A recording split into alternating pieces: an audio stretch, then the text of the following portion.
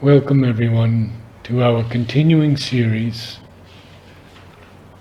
with Sraddhalu, and today we take up the subject astrology. Namaste.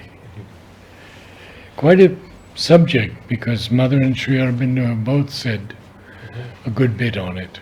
So. But I want to then broaden the whole discussion to what is the place of astrology in our lives, and if at all it has a place in the yoga.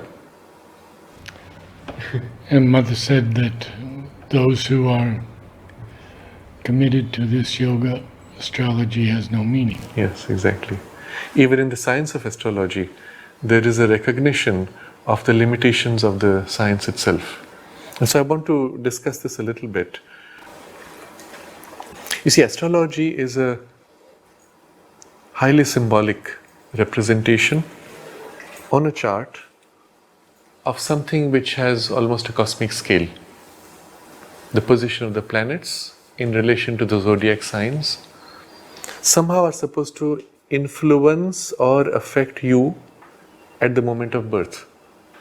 Of course, it's not obvious how, and it has nothing to do with gravitational waves or electromagnetic waves. In Sri Aurobindo's commentary on astrology, he points out that the influence of the planets and astrology takes place primarily through the working of prana, through life force. And straight away that gives you a clue of the limitation. What's the level of operation of astrology? Prana. Where do you live? If you live above prana, you're already reasonably free of it, or you're bound to it only to the parts which are engaged in the prana influence and through prana connected to the universe.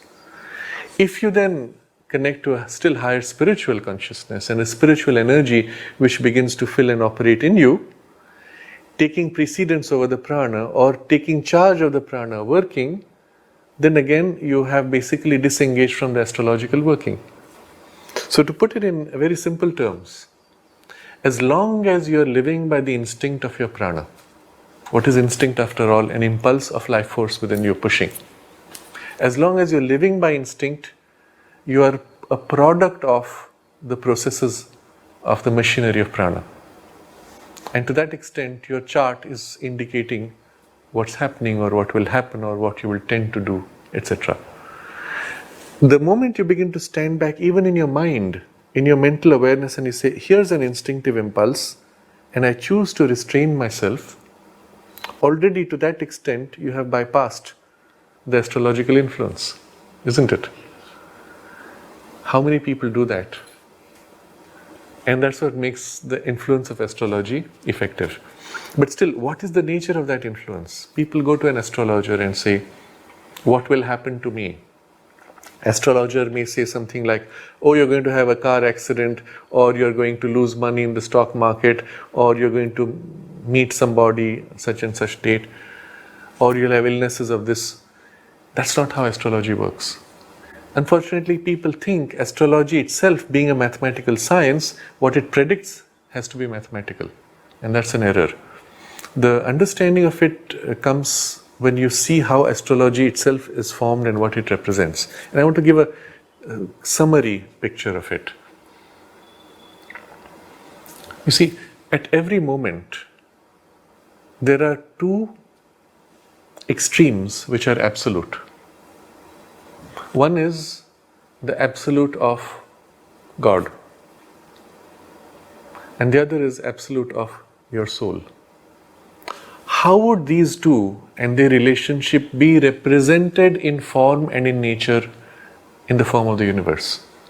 What in the universe represents for you infinity and eternity, or even oneness, unity?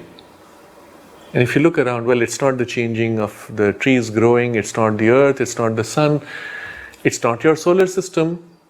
You look as far as you can into the universe and the stars seem as if fixed. The zodiac sign, the patterns of stars. Okay, and it's not so much pictures of someone is a hunter, someone is a bull, someone is a fish. There are no pictures. That's again a misrepresentation in the modern mind. What the ancients recognized was, in physical terms, that which represents for us permanence is the farthest stars, which form like a circle around us. And because Earth is spinning, it's as if that's the circle spinning around you. That represents for you God, or the sense of eternity or infinity. They recognize that that itself as if impacted in 12 different distinct qualities of energy. And they describe the energy quality using mnemonics. Pictures, symbols, words which are easy to remember, which capture the full spectrum of or facets of those qualities. And so there are images associated. And that's how you get these terms of the Aries or Sagittarius or the Pisces or Leo. There's no lion sitting there, no picture of lion even in the stars. It's the quality of consciousness most represented by this image and associated elements of the mnemonic. So you see 12 influences which represent the absolute of the divine. On the other side, your soul. You, what in form around you best represents the absolute of your individuality. And that becomes this point where you're sitting, standing, or where you're born on earth, around which the whole universe seems to revolve. You are the center of the universe, or so it seems, from your perspective. So catch this moment, and what are the forms in which you have it? Well, you have on the east the horizon, on the west the horizon, you have the point just above, the point below, and this is you, your soul, your individuality, again divided into 12 houses, we say, representing 12 aspects of your life or your character, personality. Now you have 12 of God, represented by the 12 signs of the zodiac, 12 houses of your life or your character, and the two are placed in front of each other. One is rotating against the other. Okay? That's astrology, first step. God, soul. What's the third thing missing? Nature. In the Life Divine, Sri Aurobindo says three things which are always there: God, man, and nature. So, nature in between. So, here is God, soul, both as if absolute references. In between is the flux of nature, represented by what? What are the things which most represent the movement of nature? Well, seasonal changes are the form, but what is it that makes for the seasonal changes? Well, the place of the sun relative to you, the position of the planets relative to you, and so you have 9, as we say in English, planets, but in Sanskrit the word is more correct. Sri Aurobindo even comments on that in his writing. Graha. Graha means hold. Things which have a hold. So they're not planets. Rahu and Ketu, dragon's head, dragon's tail, are not planets. They are energy centers. Similarly, sun is not a planet, moon is not a planet. So planet is a wrong word, but we'll use the word because that's how it's used normally. So you have 9 planets in between, modifying the relationship between these two. That's your chart, very simply. You see what it has got. From first principles, we're describing what a chart represents: God, man, and nature at the moment of your birth, or depending on how you apply it. Right now, if you ask a question and we draw a chart, in the chart will be the answer to your question. Because in the very act of asking a question or giving form to the urge or the need for the question, there's an alignment of the whole universe, God, man, and nature, in which the question is represented along with its answer. So that's one of the forms in which astrology is used. You ask a question and draw a chart of the moment and you find the answer to it. So since most astrologers are not correct, should one have... Yes. Actually, I want to get into that discussion a little later, because that's very important. I want to speak of how an astrologer actually functions, how it works in the actual interpretation, what are its limitations, what are its strengths, where it's useful. But I want to look at that later. I just want to stay with this whole concept of the chart itself. So what is the chart actually showing? And I want to highlight this because you will understand the limitation of the chart and the limitation of astrology itself by knowing what it actually shows you. Well, zodiac is not God. Your 12 houses are not your soul, but it's a symbolic representation of that relationship. And we see something interesting. In South India, they will keep the zodiac signs fixed and the houses will move against it. In North India, they will keep the houses fixed and the zodiac signs will move against it. Practically, you can say it makes no difference. No, theoretically, you will say it makes no difference. Practically, it makes a subtle difference. If you're used to seeing the zodiac fixed and the houses move, which is the permanence, that aspect of God? Or the sense is that you are less important, the force of the scheme is more important. So it's as if in the southern imaging, you get the sense as if fate is stronger than your free will. If you represent it the other way, where the houses are fixed, you are more important, and the zodiac sign is moving against it, you have the sense as if you are more powerful and can influence. So there's a subtle bias of the sense of fatality. And again, this thing we will discuss afterwards because that comes into part of the interpretation. But with this, let's look at the way it works. What do they represent? If you look at the 12 signs of the zodiac, you'll see something that's almost mathematically beautiful. You have 4 multiplied by 3, which make the 12. And so you have the 4 qualities or soul powers. And they go in sequence. You know the way it is formulated, the aspect of knowledge, aspect of power, aspect of harmony, aspect of perfection. And they go in sequence. House 1 is this, house 2, house 3, house 4, house 5, house 6, house 7. It keeps cycling through. We can say Maheshwari, Mahakali, Mahalakshmi, Mahasaraswati, but their particular aspects as represented in the human life or consciousness. And then there are the three gunas, tamas, rajas and sattva, which cycle through. So if you go through all 12, you will find 3 into 4 and combinations of each. So each part of the zodiac is a combination of 3 gunas and 4 soul qualities, nature and soul, and their combinations. Why 12? Well, this is your key for 12. As you see, there's something very deep, and even there's something essential. We're looking at first principles. It's something so essential, you could go on any planet in the universe and these principles would be applicable. They may not have Mars and Venus or the personality of Mars and Venus that we have in our solar system, but you go to another solar system, these basic principles of astrology would be valid. If you were born on Mars, you would still have a chart made from Mars's perspective, but these things would be valid, they would be common to all of them. This is interesting. And in the planets, this is where now we get variation. You go to a different solar system, perhaps the planets are different in quality. So when you look at our planets in our solar system, we find there are psychological qualities associated with each planet, but even that the physical form and characteristic of the planet reflect those psychological qualities. And Sri Aurobindo goes so far as to say in that writing which is published, that behind each planet is a presiding deity.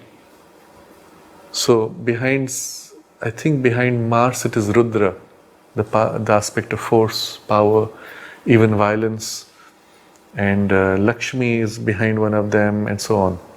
So you can see that list, but without going into that, looking at certain characteristics of the planets, we notice Mars has, for example, a certain forcefulness of vitality, pushiness, violence even. And so wherever Mars comes, you will find great energy, physical energy, reddish in quality, short in stature, and so on. So there's a whole description of Mars quality, which if you complete the description, you end up as if describing a personality of an individual. And even the form of an individual. Stature will be short.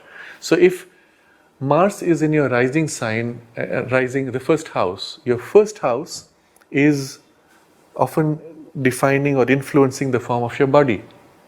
So if you had Mars there and it was very strong, it would mean you would have a body which would be relatively short, stocky, well built, and likely your skin will be reddish color.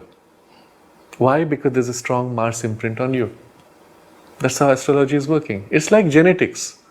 You have this gene, well, you have this tendency. Here it's not a genetic, biological, but psychological genetic influence. If you look at Venus, it's an artistic planet. So if you go into the Indian stories, one of the beautiful ways in which they encapsulated this knowledge was by describing stories among the planets. There are beings, you describe the beings, and then describe their relationships and incidents among them. And suddenly you understand why this one likes the other or does not like the other, or what is the tension between them, and all the stories come through. Now for a long time I thought the stories were also mnemonics. I thought, for example, there is a story that Saturn is a child of the sun. Jupiter's wife had an affair with the sun and gave birth to Saturn. So Jupiter is upset with Sun. Okay, but Saturn has a father in the Sun, but there's a tension between them because it's an illegitimate child. Things like that. So I said these are mnemonics, so it makes it easy to remember. And then I read in Sri Aurobindo, where he writes, the relationship between these planets, he's describing who likes whom, who doesn't like whom. And then he says the relationship between these planets is the result of their past karmic events. So he's as if telling you that actually something happened between them which makes for these relationships. So here you have something which is not universal. So far whatever I had described was universal, true on any planet in the universe. But here are relationships which are specific to these planets and to their past. And that's what the Puranic stories are documenting. So now you find children are being taught these stories, and you would have dismissed the stories as somebody's imagination, or it's just one of those mythologies. No, they're actually documentation of events which have taken place in the astral domain, where you have the true character of the planetary beings who have physical bodies. And their relationships there play out here in their influences in your chart. And it's quite a fascinating insight. So now you see Venus, for example. In the Indian tradition, he is described as the teacher of the Asuras, whereas Jupiter is the teacher of the gods. So Jupiter corresponds to Zeus in Greek mythology. So he's the head of the god, he's the teacher, he gives knowledge. But Venus, Shukracharya, the Asuras choose him as their teacher. Why? What's the difference? Both are teachers. And the reason is, and if you go into the mythology and this documentation, you discover when the Asuras wanted knowledge, Jupiter said, no, I won't give it to you because you will misuse. And so they went to Shukracharya, who was so beneficent, so loving. He said, I'm sorry, I cannot refuse someone who asks for knowledge, and he accepts them. But also, that he teaches them according to their way, through indulgence. So Venus teaches you by taking you through the experience of life, through indulgence, through enjoyment. Whereas Jupiter teaches you by showing you the way, and he stands back and says, this is how you do it. But he doesn't make you do it. He doesn't lead you into it. And he gives you the higher divine wisdom, and that's it. It's given, you take it, you use as you want. Shukracharya, that is Venus, takes you by the hand, leads you through it, through indulgence, through enjoyment, and this is what the Asuras want. Now, understanding this, you can see how the influence functions in your chart. And so you cannot really do astrology if you don't understand the character of the planets and even develop kind of a relationship with them. And it's quite fascinating. Each of these planets has a higher function and a lower function. If in the chart he is raised, you get an exalted expression of the planet. If he is fallen, you get a debilitated function. So what happens with Venus, for example? Exalted, he is master of the arts. Music, poetry, and any artistic expression would come from him. If he is fallen, then he is a debauch. he indulges in sensory pleasures and loses his way, and that's the way of the Asura. Where are you in between? Well, you have to assess from the chart what is the level of Venus working in your chart. The same with Jupiter. The same with every planet. So Mars exalted makes you strong, courageous, heroic leader. Mars debilitated makes you cantankerous, quarrelsome, always getting into fights, violent, unstable in your violence of energy. Mars, because he represents physical energy, if he is there in a strong, positive way, he can give to your physical body great strength and force of vitality. So when you look at the planets, not only they describe psychological states, but also they represent qualities of consciousness or levels of consciousness. Mars coming much more to the physical body and to the physical vitality, whereas Venus being the more refined vitality, Jupiter representing more the aspect of mind and especially knowledge aspect of mind, Sun representing the higher spiritual knowledge or influence or the soul's poise and so on. Mercury, rapidly moving, closest to the Sun, it circles around very quickly, is the intellect and its power of distinct division, analytics. And so anything happens with Mercury, he analyzes, breaks up, cuts up, and rapidly moves, quickly jumps around, unless modified by something like, let's say, the Moon, who is poetic, imaginative, and so on. Now, all of these are there in your chart, each putting its influence depending on where they're sitting, and each acting upon each other, making for a complex chart. How do you interpret this? Not easy, unless there is a deep intuitive insight also. And so most astrologers basically follow rule of thumb.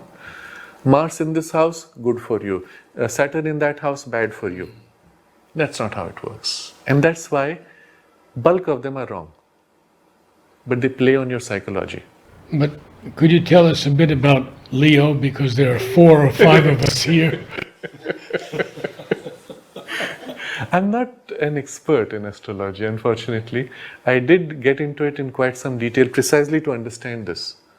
I wanted to understand how does it work, what makes it effective, what is its value. And so I went in only as deep as I needed for this purpose.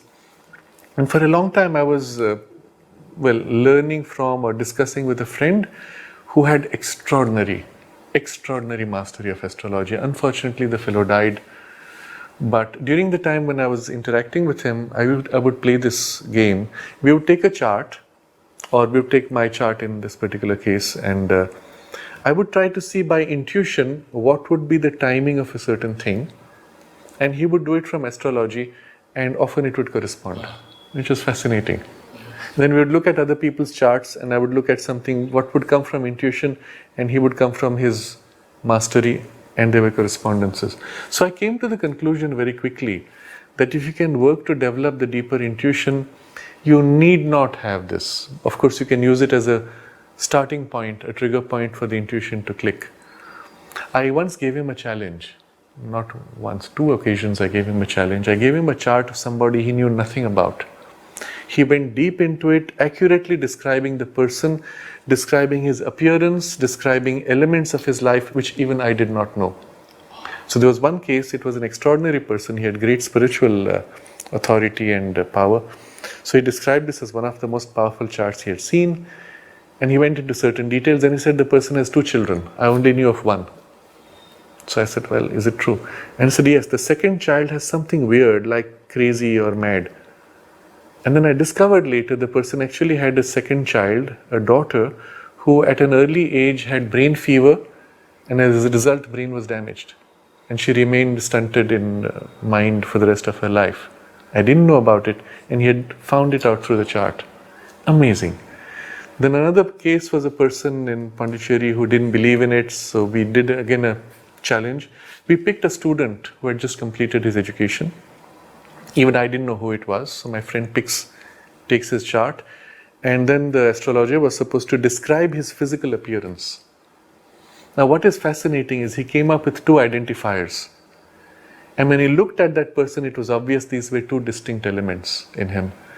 Large hands, beautiful eyes. It was obvious it fitted him.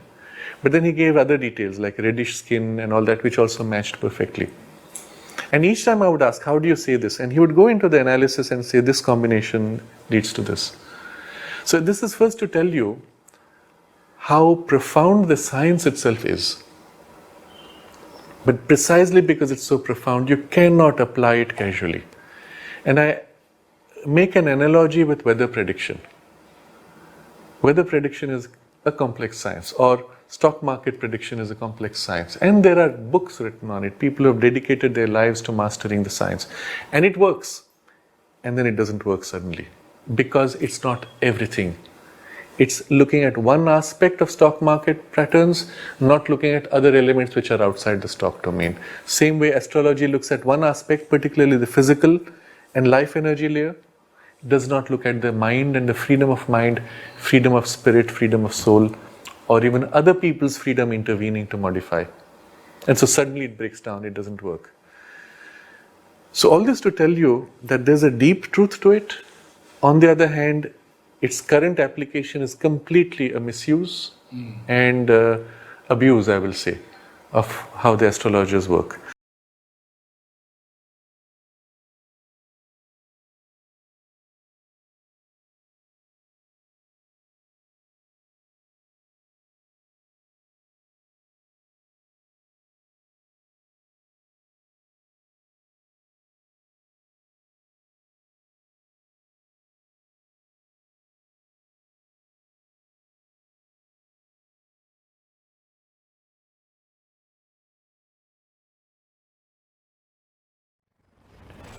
Welcome everyone to our continuing series with Sraddhalu, and today we take up the subject astrology. Namaste. Quite a subject because Mother and Sri Aurobindo have both said a good bit on it. So. In fact, most people would not know that Sri Aurobindo was a master astrologer. You didn't know it probably? Yes. There is, if you see his collected works, there are two texts which you will find. One which is his review of a book on astrology, which being a review, he has to speak more about the author's approach. And there you can see from his observations that he obviously knows quite a bit of the theme itself. Approximately what year did he write this? This would be in, I believe it was in the Arya itself. The Arya. Yes. He reviewed certain books, and it was one of these was on astrology. And it's published in the collected works. But the second series of papers, which you will find in the collected works, I don't know how it is in the new edition. They want to put it in an appendix. In the centenary volumes, it was put in the supplement, I believe. And the problem was that they just don't know how to handle it. And this, of course, comes from a bit of an editorial bias. So during the years I was working in the archives, I approached the people who were in charge of that placement, and they were preparing for the new edition. So I told them, look, this text is written by a master astrologer and you should put it in properly, not as in the centenary volumes. So the person asked me, oh yeah, is it really? I don't know, because I asked someone and someone said it's all wrong. In the centenary edition, someone has put a note before the article saying, these are notes, there's a footnote with the article saying, these are notes Sri Aurobindo made when he was studying to see if there was any truth in astrology.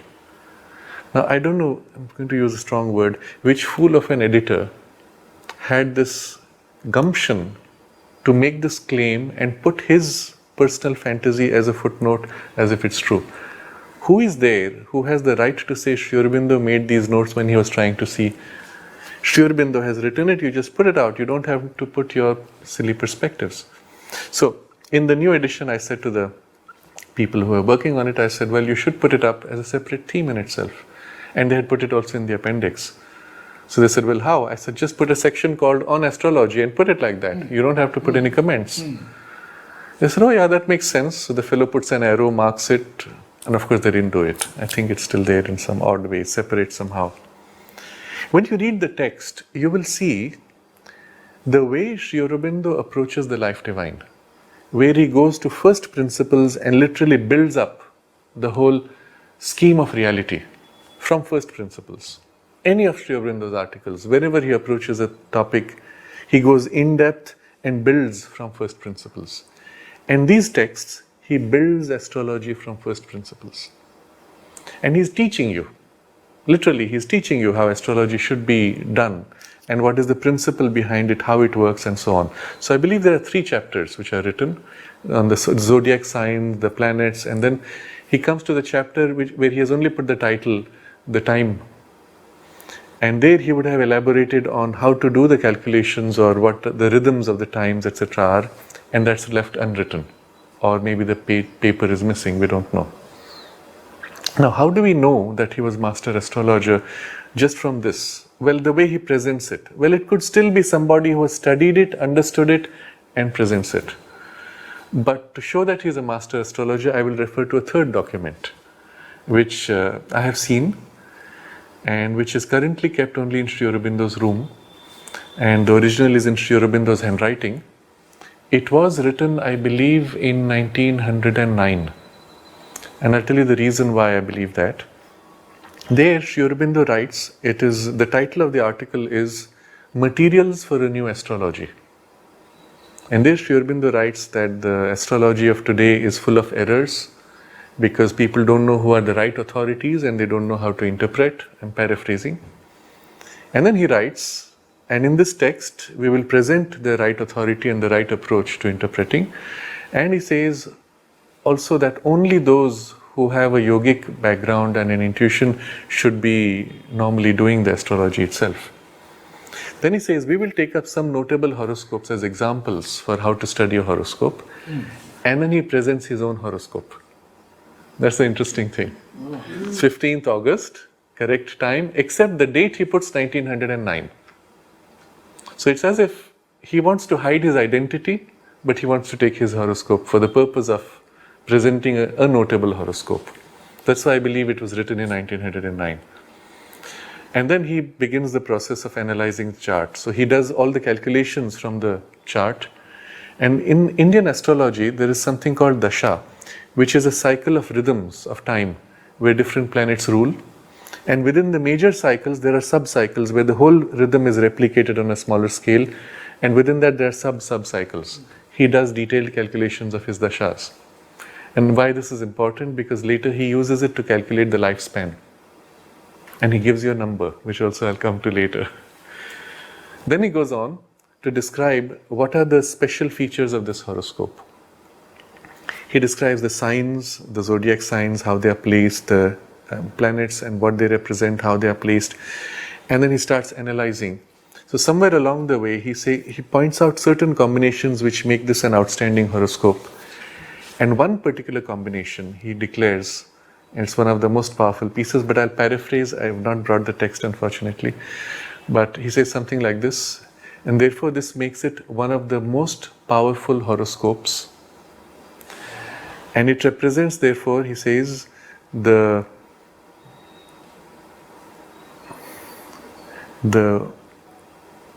avatar who has come to do the work of the new Satya while still in the Kali. Something like that. It's the most powerful horoscope in the Kalpa. Something like that, he says, in the huge span of time. Now, when you read something like this written by him, you have to pause. Later, he points out special combinations. And again, that shows you to just know these combinations means you have to have a mastery. You cannot have read books and pulled out these combinations. Then the way he analyzes and he teaches you the right way, and he says this is not correct, this is how it should be done. One of the things he writes in the beginning is Parashara, who is the main authority today for all the horoscopes and the interpretation of horoscopes. He says Parashara's interpretation was applicable only in the Dwapara Yuga, and in the Kali Yuga it has to be a modification of that rule. And he uses certain systems in the calculation for the dasha, which is very different from the current system of calculation. So the current system, which is under Parashara, is called Vimshottari Dasha, I don't go into technical details, but that particular system of calculation he sets aside and says that belongs to the earlier yuga. In the current yuga, it is this, and he gives you a different framework, Ashtottari Dasha. And there also he points out certain things which have to be corrected, and he says that's the cause of all the errors of timings in current astrology. A man who makes statements like this is speaking from deep authority of the knowledge of the science, which is more than merely something read. And then he gets into of his own chart. He shows you how to read, and the pattern of reading goes first house, second house, third house, and goes all the way, and he ends with the 8th house. You would have to go all the way to 12 houses to complete, but his analysis goes through 27 pages. The 8th house is where you have the death and lifespan, which is calculated. And there is something fascinating there. But just before I come to that, there are many places where he points out certain combinations and says, this is one of the most rare combinations, one of the most powerful combinations. And the meaning of it, he says, one of the statements he makes is something like this, I'm paraphrasing, that it means this person will have the largest body of knowledge ever held in a human mind. The interpretations he gives, certain combinations, he says, it means therefore the person will be spending his early childhood in the lap of the enemy. And then he comes back to his own domain, and then he fights the enemy, and things like that. Fascinating things.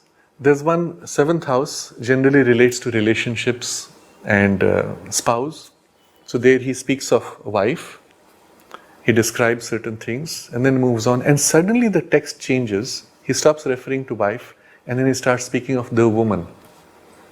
And then the woman, and there are things there which are quite very symbolic, suggestive that the woman suffers a lot in the hands of society, in the public, which we do see, which happened during that time.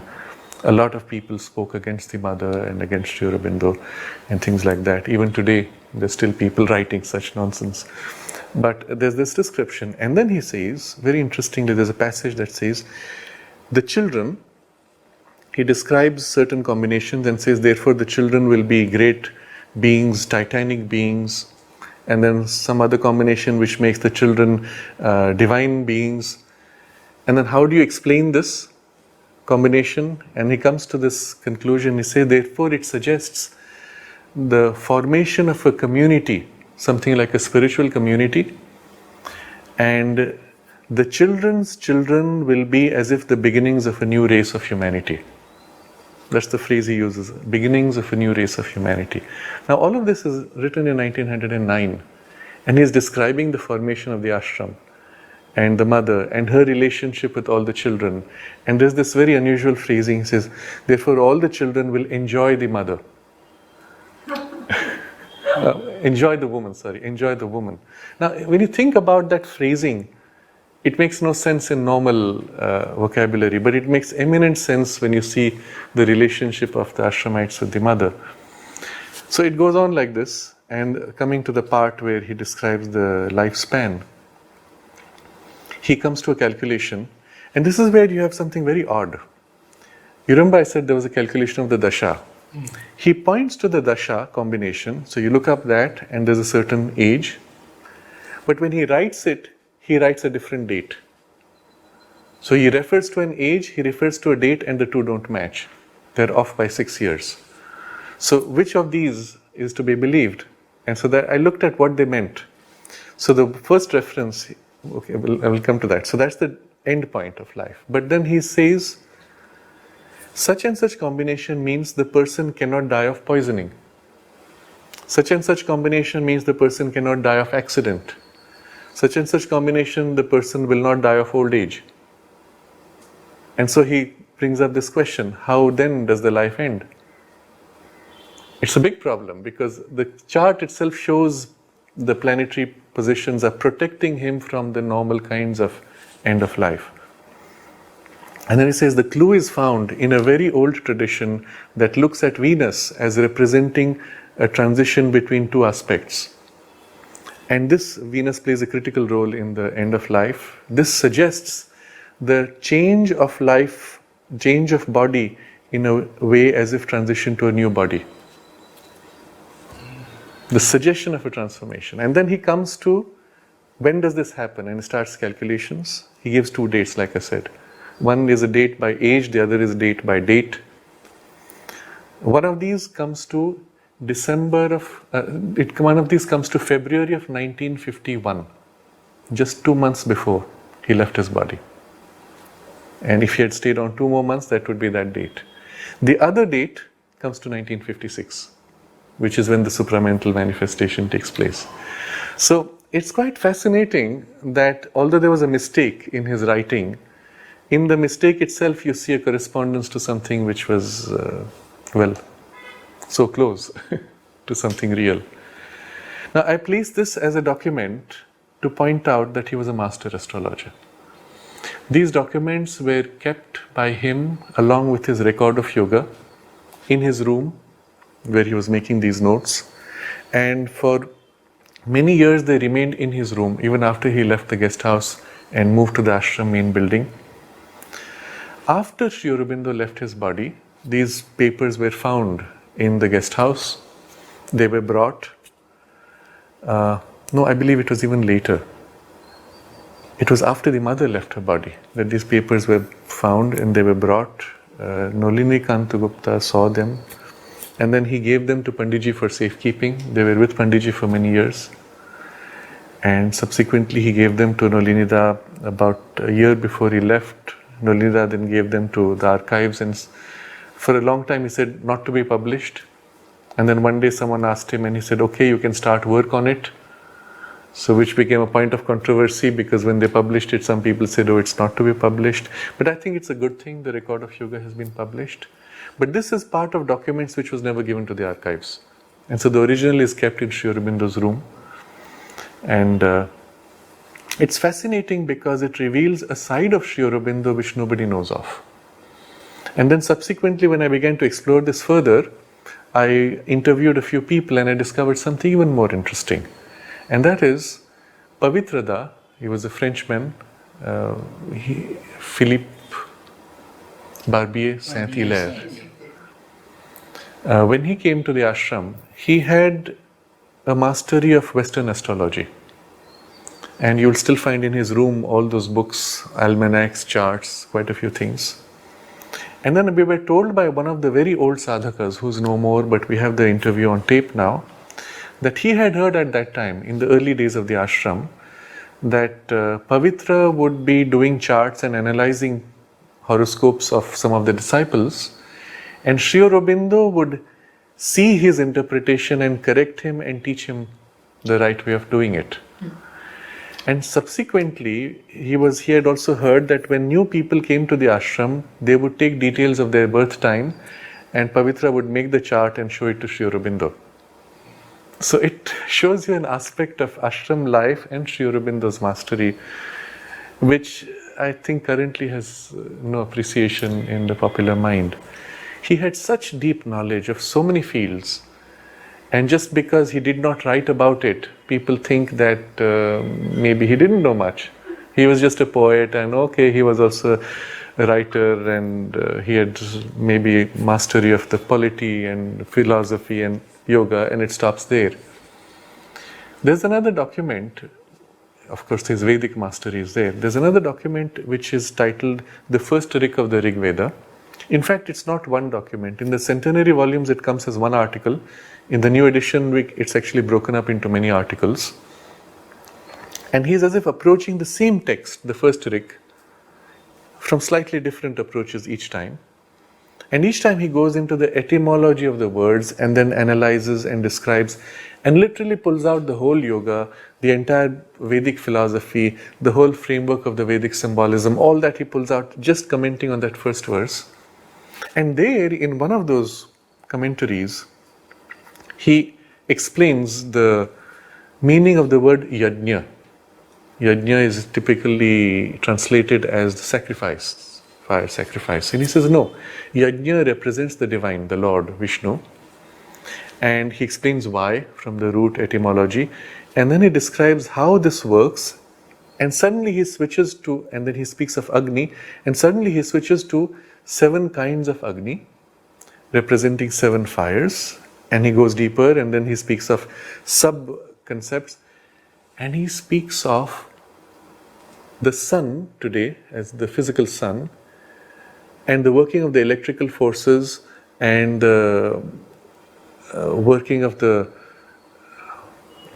electrical forces, light forces and Agni in the sun, and he describes it in terms of Vishnu and Indra, and then he says this is the spiritual working, and then the psychological working, and then he says this is the physical working, and he says right or wrong, this is the physics of the Veda. And suddenly you get a glimpse, here's a master physics teacher who has the mastery of the physics of the Veda. And knowing that people will find it too outlandish, too far out from current physics, which is so superficial and immature, he says, right or wrong, this is the physics of the Veda. But there he gives you a few glimpses of the nature of the sun and what makes for the corona of the sun and the peculiar blaze of light which is characteristic of the sun, and all that he describes in a vocabulary which at the same time is a spiritual truth, psychological truth, and a physical truth. And you get a glimpse of his mastery of that kind of knowledge. So I believe that Sri Aurobindo had so much more to share, which, as in the horoscope chart he has mentioned, the largest body of knowledge ever held in a single human being, of which unfortunately we have only a few glimpses left. In other writings of his, many of which have been lost, there is much material which, had it stayed, people would have had a much deeper glimpse of Sri Aurobindo and his work. So this philosophy of 320,000 years and the sun will burn out.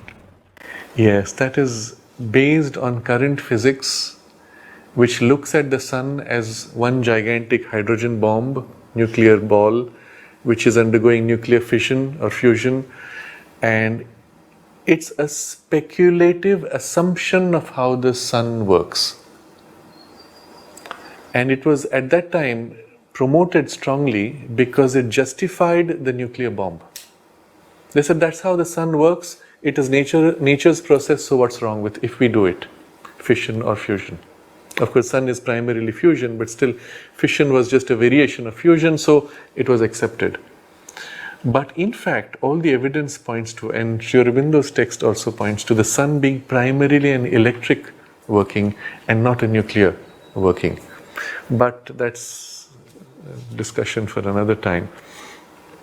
What I'm coming back to is astrology itself. That Sri Aurobindo used it in a way that was relevant to him at some point, but he didn't need it. He taught it to Pavitra because he had the luxury. Pavitra had the luxury of being able to consult him.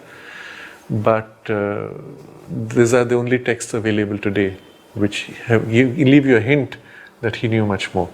So in the next session I want to discuss what happens in a typical astrologer's reading, where they go wrong, and then what is the utility of astrology for us as sadhakas, or at least devotees of the integral yoga. Thank you so much. Okay.